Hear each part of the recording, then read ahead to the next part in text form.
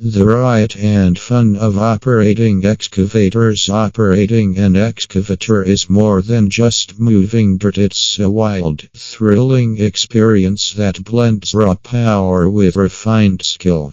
For the outsider, it might look like a slow, mechanical process. But to the operator, it's a dance of steel, hydraulics, and precision. The cab is your cockpit, and the massive boom bucket and tracks respond to your every command like extensions of your own body. Whether it's digging deep trenches, swinging boulders, or demolishing structures, excavator operation is a mixture of riotous power and satisfying control that never gets old. The first thrill, the very first time you climb into the cab of an excavator, you feel like a pilot about to fly a war machine. There's an immediate sense of power. You're surrounded by levers, pedals, and monitors, and you realize you're controlling a beast that weighs tens of tons. The hum of the diesel engine, the slight vibrations, and the smell of hydraulic oil set the mood. Push one joystick forward and the boom rises like an arm stretching out of the earth. Pull another and the bucket curls back with a crunch, ready to tear into the ground. Operating an excavator for the first time is a bit like learning to drive for the first time, but with bigger stakes and a lot more fun. The controls can feel awkward at first, but once you get the hang of it, you discover the real joy. Fluid, synchronized motion. There's a rush that comes when everything moves just right. Dig, swing, dump, return. It's almost like choreography. The riot of power. Excavators are not gentle machines. They roar, crush, rip, and slam. That's the riot, the chaotic, primal thrill of controlling something capable of so much force. With one swing, you can flatten a wall. With a quick bucket motion, you can dig a hole deep enough to bury a car. And yet, even with all that power, you're expected to be precise within inches.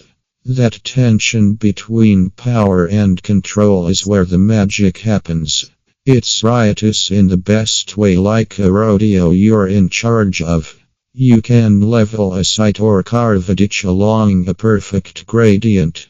You might spend hours loading a truck with rocks, the bucket slamming with a satisfying clang into the bed again and again, your timing improving with every swing.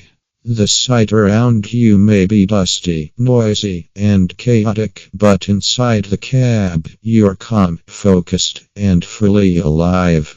The fun of mastery. What separates a good operator from a great one is finesse. And developing that finesse is a huge part of the fun. It's addictive to improve, to become smoother, faster, and more accurate. Operating an excavator isn't just about brute force, it's about touch. A skilled operator can stack rocks like puzzle pieces or use the bucket teeth to lift a coin off the ground.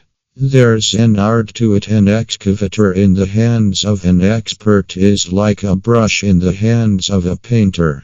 One of the most satisfying parts of the job is seeing immediate results. You start with an empty field, and within a few hours, you've dug a trench, moved tons of earth, or cleared the ground for a new foundation.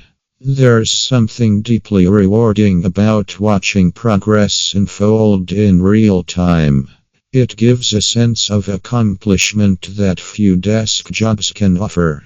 Working in nature's playground. Another part of the fun. The environment. Excavator operators get to work in places many people never see: mountainsides, remote forests, quarries, riversides, and massive construction zones. Every day is different. One day, you're digging a drainage trench. The next, you're helping build a road or carving out space for a bridge. You're out in the elements: sun, wind, rain, and even though it's tough at times, it beats fluorescent lights and cubicles any day. Even rainy or muddy days bring their own kind of fun. The challenge increases, the machine slides a little more, and you have to adjust and think quickly. There's always problem solve.